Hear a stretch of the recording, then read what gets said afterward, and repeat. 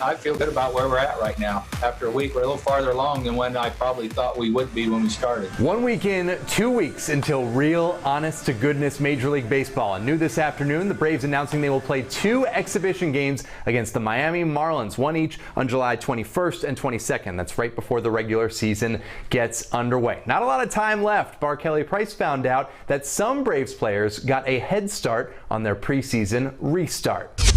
Been doing Parks and Recreation for 30 years, and every once in a while something really cool happens. It's not every offseason that professional athletes seek the help of local parks to help them stay in shape in preparation for their upcoming seasons.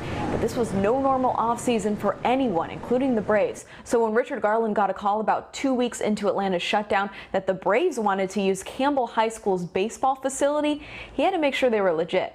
You know, he said, well, I think it's going to be Sean Newcomb and Mike Soroka, and I said, oh, yeah, I guess we can probably let those guys probably can come practice. We can let them in. He says it was pretty hard to keep it a secret, but keeping it on the down low for the Braves was worth it. A cool COVID experience. While everyone else is living through the drudgery of working from home, I was able to, through this, be able to spend an hour and a half, 2 hours every day hanging out with guys that I typically are either watching from the stands or watching at home on TV. Strike 3. Before live batters like Ozzie Albies, Ronald Acuna Jr., Johan Camargo, and Charlie Culberson showed up, Garland even stepped into the batter's box for a few pitches from Mike Soroka. Just from a timing standpoint, that would have been fruitless.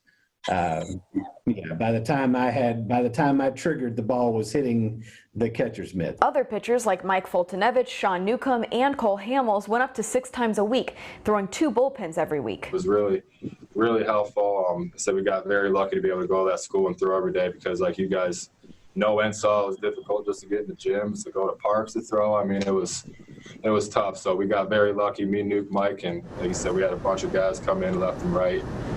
Just to be able to stay ready, because like I said, anytime MLB could have started us back up and we would have had to ship right out to spring training. So just like to thank all those guys that would be able to help us, because if you never know what happened if we didn't have those guys.